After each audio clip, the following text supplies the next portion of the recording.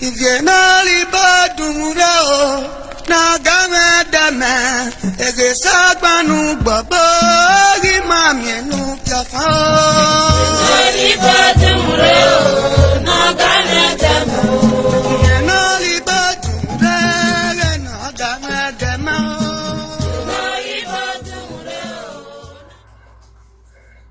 During the reign of Oba Erediawa, the Alake of Egba ranks the Oba of Benin in third position among the Obas of the Yoruba land. However, the palace of the Benin monarch rejected the ranking, saying that the stool of the ancient city of Benin is superior to that of any Yoruba monarch.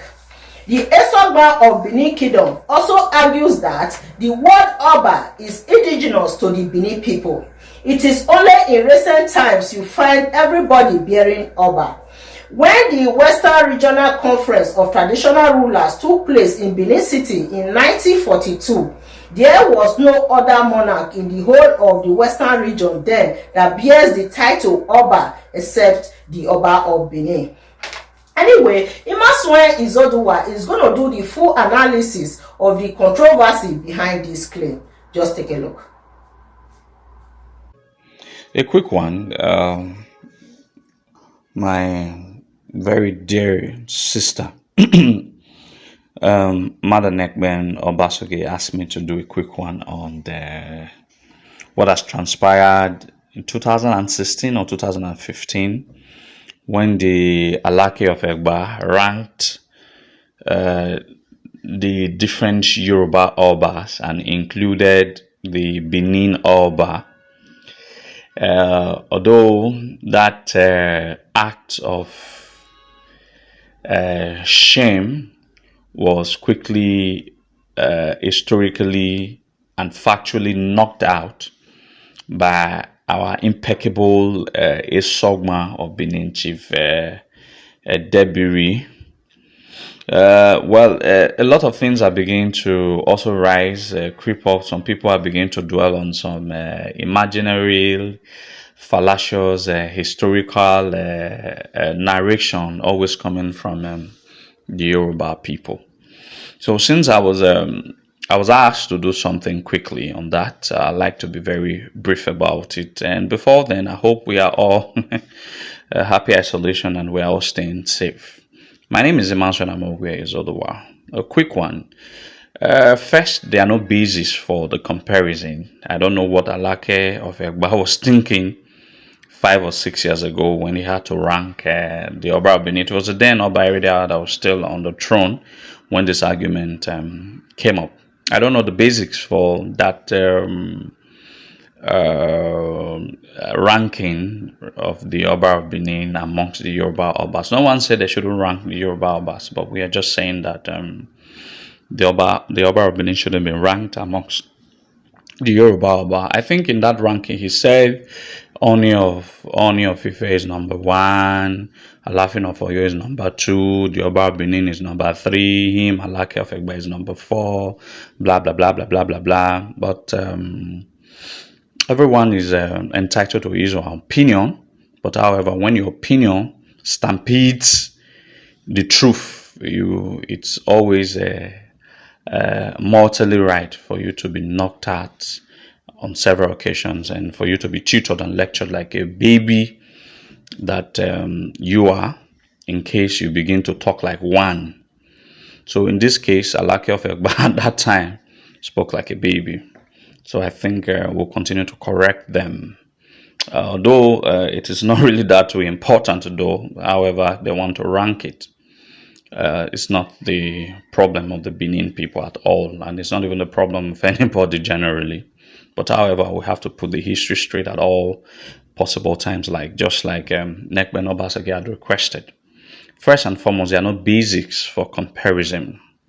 If they were ranking in the old Western region, it was because Edo was part of the old Western region, not because that Edo people are Yoruba people. That is a common sense. Even in the old Eastern region, some of the tribes in River State, in Bayelsa and all that are North Igbos were also being ranked and made subjected under the Igbos, because the Igbos dominated the old eastern region, just like the Yorubas dominated the old western region. But eventually, we got our freedom through a plebiscite in 1963. That shows that, and the the person who led that plebiscite was Oba Akintola II of blessed memory. So that shows that the Obas had never at any time saw themselves as Yorubas. Otherwise, why would you want to leave your kids and kin? Just doesn't make sense. But let's not dwell on that. Let's talk about the ranking. The Oba of Benin, there is no basics for any king in Yoruba land to rank the Oba of Benin under the Yoruba Obas. First, because the Oba of Benin, he is not a Yoruba man. So there are no basics for you to rank a foreigner, someone who is not among you, and which the Oba of Benin is not is a foreigner to the Yoruba people. So why would you rank him under the Yoruba Obas? But however, even as a foreigner, I can categorically say that as a proud Benin man, as a proud Edo man, the Oba of Benin is greater than any Yoruba Oba, in whatever historical ramifications you want to look at it from. Is it by exploit? Is it by dignity? Is it by pride? Is it by spirituality? In all ramifications that you want to look at it. But assuming, even if the Oba of Benin was a Yoruba man, assuming now, it still would be greater than the Oni and the Alafins, or however you want to call it. Let me quickly say this. First, in the rankings of the kings, the progenies of Oduduwa, Oni should not be ranked. Everyone understands how Oni was politically made a king, otherwise he's a chief priest. So in the rankings of kings, Oni is not supposed to be ranked because it's not by virtue of the history passed down. He's not a king. Is a chief priest. That's one. Secondly, he does not belong to the household of the Oduduwa. So he's not an Oduduwa progeny. So, and how come he will not be ranked when it comes to the house of Oduduwa? He has no bloodline connection to Oduduwa. So that takes Oni out of the equation of ranking of the Yoruba kings, assuming if the Oba of Benin was actually a Yoruba man. Then it is not left with the Oba of Benin and the Alafin of Oyo. The Benins have so much respect for Alafin of Oyo because we believe he's one of our own. If he's the younger brother of the Oba of Benin, let me prove that Alafin of Oyo himself cannot say publicly that he's greater than the Oba of Benin. That's not even possible. Like, he has come out severally to tell the world that he's greater than the Oni of Ife, but Alafin cannot come out publicly to tell anybody at any point in time that he's greater than the Oba of Benin, and I will prove so. It's true, Oromiyan, son of Oduduwa, grandson of Oduduwa, left Ife to become king in Benin. He married a woman called Eimide, and then they saw the son called Eweka, after which some time later Oromiyan left Benin because he could not stay. Then he got to Ife. When he got to Ife, his father's throne or his grandfather's throne, as the case may be, was already occupied. So he left. He went to Oyo, present day Oyo. He married a Nupe woman to Rieshe, sight 2 sons, Ajaka and Shango, of which today the lineages of the Alafins of Oyo are either from Ajaka or Shango, but these 2 sons that he later signed in Oyo are younger brothers to Eweka, the one he signed first in Benin. So that means technically every Oba of Benin is the elder brother of every Alafin of Oyo. So in terms of the headship of the Oduduwa household, Oba of Benin is greater and higher than the Alafin of Oyo. And don't also forget, by exploit, nobody wants to compare, nobody in his right senses wants to compare Oyo Empire and Benin Empire. Benin Empire is up there. We are not saying Oyo Empire never was never great, but we're just saying that Benin Empire was far greater. So what's now the basis? So by expert, by seniority, by everything, the Oba of Benin is greater than Alafin of Oyo. So the basis of classification is not even there. If today Alafin has been sunk up into the greater Yoruba people, doesn't mean that we are very proud and we can take categorically that if they are laughing of Oyo seems himself in the present time as a Yoruba man, but he's the greatest king in Yoruba land, basically, because the other one that they are ranking is politically created as a king, otherwise he's historically known as a chief priest. Now, in the 40s, a lot of meetings,